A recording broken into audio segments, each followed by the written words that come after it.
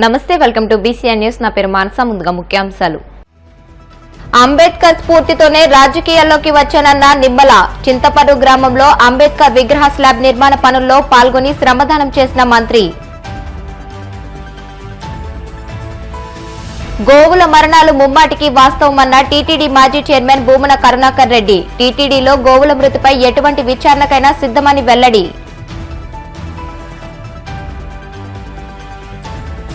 అంబేద్కర్ స్మృతివనంను నిర్వీర్యం చేసేందుకు కూటమి ప్రభుత్వం కుట్ర చేస్తుంది. మాజీ మంత్రి మేరుగు నాగార్జున ఆగ్రహం. గూడూరు పట్టణంలోని కోనేటిమిట్టలో వైభవంగా శ్రీ కోదండ రామాంజనేయ స్వామి వార్షిక బ్రహ్మోత్సవాలు. కన్నుల పండుగగా సాగిన రథోత్సవం.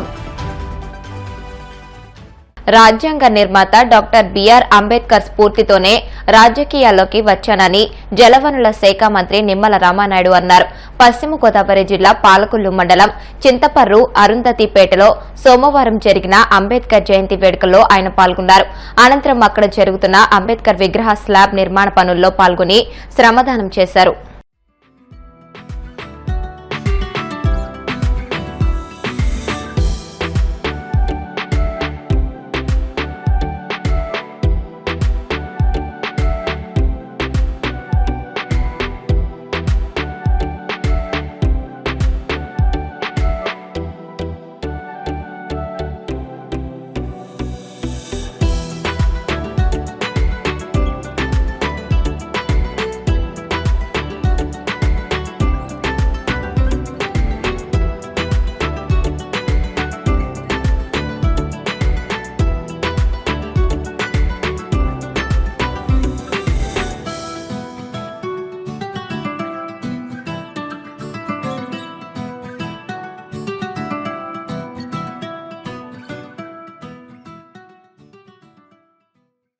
రాజకీయాల్లోకి వచ్చింది. నా తండ్రి పేరున ధర్మారావు ఫౌండేషన్ స్థాపించి సేవా కార్యక్రమాలు చేస్తున్నది డాక్టర్ బిఆర్ అంబేద్కర్ గారి సమాజ స్థాపన ఏదైతే ఉందో దానికి అనుగుణంగా పనిచేయాలనే ఉద్దేశం అని చెప్పి మీ అందరికీ తెలుసు. అందులో భాగంగానే డాక్టర్ బిఆర్ అంబేద్కర్ గారి యొక్క ఆశయాలకు అనుగుణంగా ఆ రోజు 125వ జయంతోత్సవాలను మన పాలకొల్లు నియోజకవర్గంలో సంవత్సరం పొడవునా కూడా అత్యంత అద్భుతంగా ఘనంగా నిర్వహించారు.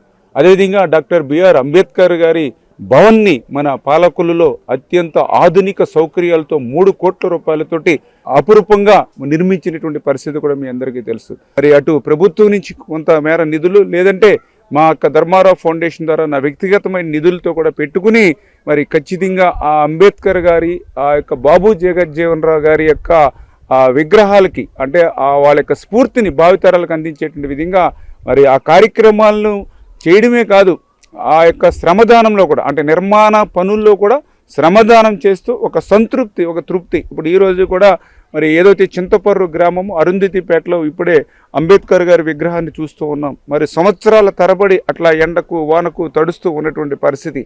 మరి ఈరోజు మళ్ళీ మనం దగ్గరుండి ఈ యొక్క నిర్మాణ పనులకి నిధులు ఇవ్వడమే కాదు, శ్రమదానం కూడా చేసి ఈరోజు ఈ పనులు పూర్తి చేస్తూ ఉన్నాం. టీటీడీ గోశాలలో గోవుల మరణాలపై వైసీపీ వాస్తవాలు బయటపెట్టడంతో వాటిని కప్పిపుచ్చుకునేందుకు ముఖ్యమంత్రి Chandrababu, TTD chairman BR Naidu, EO శ్యామలరావులు తలో రకంగా స్పందిస్తున్నారని టీటీడీ మాజీ చైర్మన్ భూమన కరుణాకర్ రెడ్డి మండిపడ్డారు. తిరుపతి క్యాంపు కార్యాలయంలో ఆయన మీడియాతో మాట్లాడుతూ గోవుల మరణాలపై వైసీపీది దుష్ప్రచారమన్న చంద్రబాబు దీనిపై విచారణకు ఆదేశిస్తారా అని సవాల్ చేశారు. ఇవి వాస్తవమని నిరూపించేందుకు తాము సిద్ధంగా ఉన్నామని స్పష్టం చేశారు. ముఖ్యమంత్రి అసలు గోవుల మరణాలే జరగలేదంటుంటే ఈవో, టీటీడీ చైర్మన్లు మాత్రం ఆవులు మరణించాయని అంగీకరించారని, దీనికి చంద్రబాబు సమాధానం చెప్పాలని డిమాండ్ చేశారు. ఆవు చనిపోకపోయినా చాలా యాగి చేస్తున్నారు వైఎస్ఆర్ కాంగ్రెస్ పార్టీ వాళ్ళు అని ఎంత విష ప్రచారం జరుగుతోందో చూడండి అని చెప్పటం జరిగింది. ఇది కనుక ముఖ్యమంత్రి గారిని అడుగుతున్న విషయం ఏంటంటే, ఉదయాన మీ ఈవో శ్యామలరావు గారు 43 ఆవులు చనిపోయాయి అని ప్రకటన చేసినందుకు, చైర్మన్ బిఆర్ నాయుడు గారు 22 ఆవులు చనిపోయినాయని ప్రకటన చేసినందుకు శ్యామలరావు గారిని సస్పెండ్ చేయటము, బిఆర్ నాయుడు గారిని తొలగించటము 2 జరగాల. నేను 3 రోజుల క్రితం గోమాతలు చనిపోతున్నాయి అని ఏ ఫోటోలైతే చూపిస్తూ నేను మాట్లాడానో అవి ఫేక్ అని, మార్ఫింగ్ అని టీటీడీ ప్రకటన చేసింది. దానితో పాటు తెలుగుదేశం పార్టీ పెద్ద ఎత్తున సోషల్ మీడియాలో వైరల్ చేసింది. చూపించినటువంటివి ఒక్కటంటే ఒక్కటి కూడా మార్ఫింగ్ కాదని, ఆ గోవులన్నీ కూడా శ్రీ వెంకటేశ్వర గోశాలలో చనిపోయినటువంటివే, అక్కడ తీసిన ఫోటోలేనని కట్టుబడి ఉన్న, భగవంతుని మీద ప్రమాణం చేస్తున్నా నేను అలా చెప్తే మీరు నమ్మరు కాబట్టి ఏ విచారణకైనా నేను సిద్ధం. అధ్యక్షులు గౌరవనీయ బిఆర్ నాయుడు గారు మాట్లాడుతూ ముసలి ముతక ఆవులు చనిపోకుండా ఉంటాయా, మనుషులు కూడా చచ్చిపోకుండా ఉంటారా, 22 ఆవులు చచ్చిపోయినాయి అని చెప్పాడు. నేను చూపించిన ఫోటోలలో 70% పైగా లేగ దూడలే. అవన్నీ కూడా పత్రికల్లోనూ వార్తల్లోనూ మీ ప్రసార మాధ్యమాల్లోనూ కూడా వచ్చినాయి. బిఆర్ నాయుడు గారి దృష్టిలో లేగదూడలు వృద్ధాప్యంతో చనిపోయినాయా? నేను చెప్పినటువంటి ఆవులు చనిపోనే లేదు అని చెప్పినటువంటి మీరు మొదటేమో చనిపోలేదని చెప్తారు, ఆ తర్వాత ఇన్ని చనిపోయినాయని, ఈ తిరుపతి శాసనసభ్యుడు 40 చనిపోయినాడని ఆయన ఒక ప్రకటన ఇచ్చాడు. ఇంకొక ఆయన బీజేపీ అని, తెలుగు బీజేపీ నాయకుడు, ఆయన కూడా ఇలాంటి మాటలే మాట్లాడడం కూడా జరిగింది. ఏది నిజం? నేను చేసినటువంటి ఒక నిజమైన ఆరోపణ మీ గుండెల్లో గుబులు కుట్టించి భయపడి మీ ఇష్టం వచ్చినట్టుగా మాట్లాడుతున్నారు. అధ్యక్షుడు నాయుడు గారు మాట్లాడుతూ నీ అంతు చూస్తా, నీ మీద క్రిమినల్ కేసులు పెడతాం, రాష్ట్రమంతా పెడతాము అని అన్నాడు. అంటే రాష్ట్రమంతా పెడతాము అని అంటే, రాష్ట్రమంతా పెడతామంటే అర్థం ఏందో అర్థమైపోయింది. అంటే మీరు పనిగట్టుకొని మీకు నచ్చనటువంటి వాళ్ళ మీద కేసులు పెడతారు అని. బిఆర్ నాయుడు గారు రాష్ట్రమంతా కాదు, దేశమంతా పెట్టమని నేను మిమ్మల్ని డిమాండ్ చేస్తున్నా. నేను సిద్ధం. భగవంతుని పట్ల మీ నిర్వాకాన్ని ఎదిరించినందుకు, నిలువరించే ప్రయత్నం చేస్తున్నందుకు మీరు నా మీద కేసులు పెడితే, నేను జైలుకు పోతే వెంకటేశ్వర స్వామి భక్తునిగా ఆనందంగా అనుభవిస్తా ఆ జైలు జీవితాన్ని. ఎన్ని కేసులైనా పెట్టుకోండి. ప్రక్షాళన ఏందిరా అంటే మీరు చేసింది వైఎస్ఆర్ కాంగ్రెస్ పార్టీ సానుభూతి పూర్లు ఎవరైనా వస్తే వాళ్ళకి దర్శనాలు ఇవ్వద్దు. తెలుగుదేశం పార్టీ సీఎంఓ చెప్పినటువంటి టికెట్లన్నీ కూడా వేలకు వేలు, రోజు 7,500,000 టికెట్లు ఇవ్వటం, ఇది మీరు చేస్తున్నటువంటి ప్రక్షాళన. జగన్ ప్రభుత్వం నిర్మించిన అంబేద్కర్ స్మృతివనంను నిర్వీర్యం చేసేందుకు కూటమి ప్రభుత్వం కుట్ర చేస్తుందని మాజీ మంత్రి మేరుగు నాగార్జున ఆగ్రహం వ్యక్తం చేశారు. అంబేద్కర్ జయంతి సందర్భంగా సోమవారం స్వరాజ్ మైదానంలో ఉన్న 125 అడుగుల కాంస్య విగ్రహం వద్ద మాజీ మంత్రి వెల్లంపల్లి శ్రీనివాస్, ఎన్టీఆర్ జిల్లా అధ్యక్షులు దేవినేని అవినాష్, ఎమ్మెల్సీ రుహుల్లా, మాజీ ఎమ్మెల్యే మల్లాది విష్ణు, నగర మేయర్ రాయన భాగ్యలక్ష్మి తదితరులతో కలిసి ఆయన నివాళులర్పించారు. అనంతరం ఆయన మాట్లాడుతూ దేశంలోని అణగారిన వర్గాలకు ఆరాధ్యుడైన మహనీయుడి స్మృతులను చెరిపేసేందుకు కూటమి ప్రభుత్వం ప్రయత్నిస్తోందని మండిపడ్డారు. స్మృతివనంను ప్రైవేటు వ్యక్తులకు అప్పగించేందుకు ప్రభుత్వం ప్రయత్నిస్తోందని ధ్వజమెత్తారు. భారతావని గర్వించదగ్గ మహామనీషి, బహుముఖ ప్రజ్ఞాశాలి, అపర మేధావి, భారతదేశానికి రాజ్యాంగాన్ని ప్రసాదించిన మహానుభావుడు.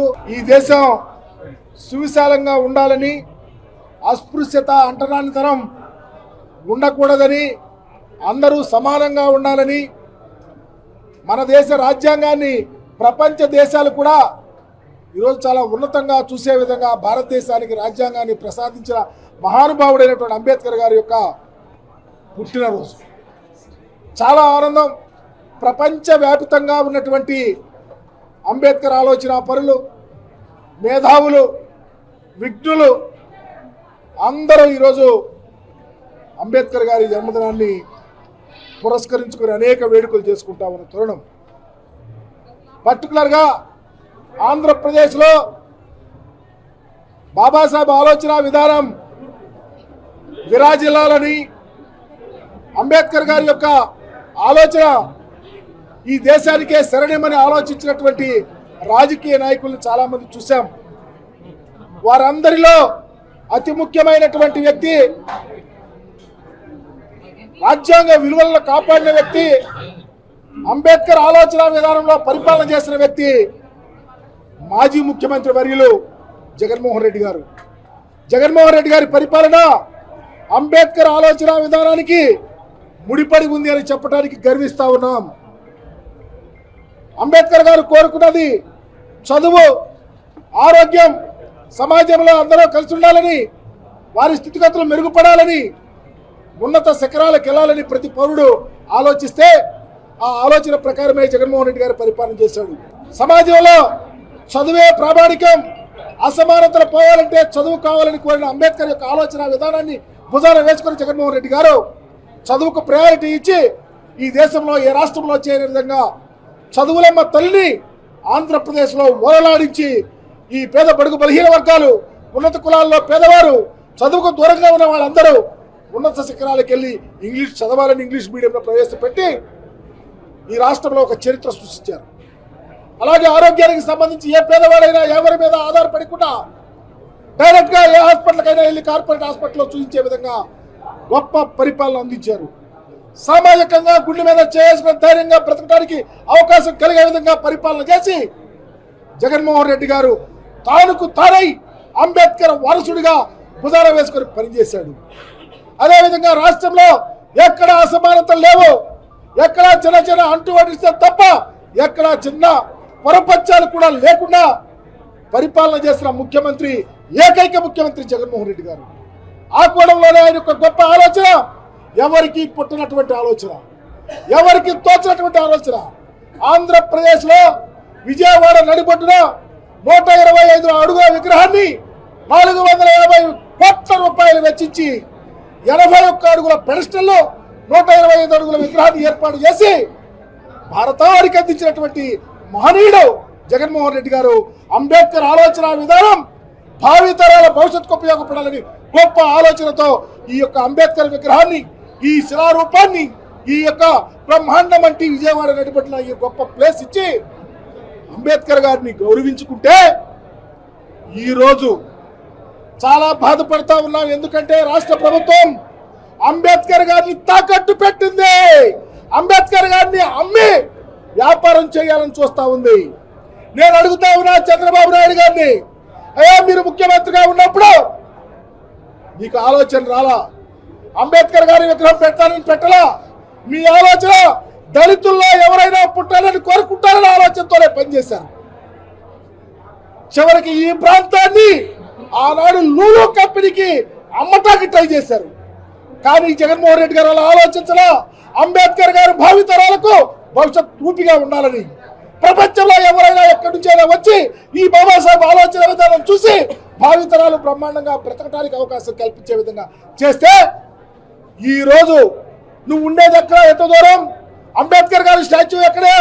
నువ్వు ఎక్కడ బాబాసాహెబ్ అంబేద్కర్ గారికి దండ ఎందుకు వేయలేకపోతా ఉన్నావు? ఎందుకు రాలేకపోతా ఉన్నావు? ఎందుకు అంబేద్కర్ గారి స్మృతివనాన్ని PPP మోడల్లో ప్రైవేట్కి అప్పగించాలని అమ్ముకోటానికి సిద్ధంగా ఉన్నావో చెప్పమని అడుగుతా ఉన్నాం. మేమేమి కళ్ళు లేని కపోచులం కాదు, సేవ వచ్చిన వాళ్ళం కాదు. ఎక్కడికైనా వెళ్తాం. నువ్వు అంబేద్కర్ గారి విగ్రహాన్ని అమ్మ చూపావా? ఈ ప్రాంతాన్ని అమ్మ చూపావా? నీకు రాబోయే రోజుల్లో ఇదే శాసనం అవుతుంది. మరణ శాసనం అవుతాకి పార్టీ మరణ శాసనం అవుతాకి. ఇప్పుడు కాసేపు ప్రకటనలు.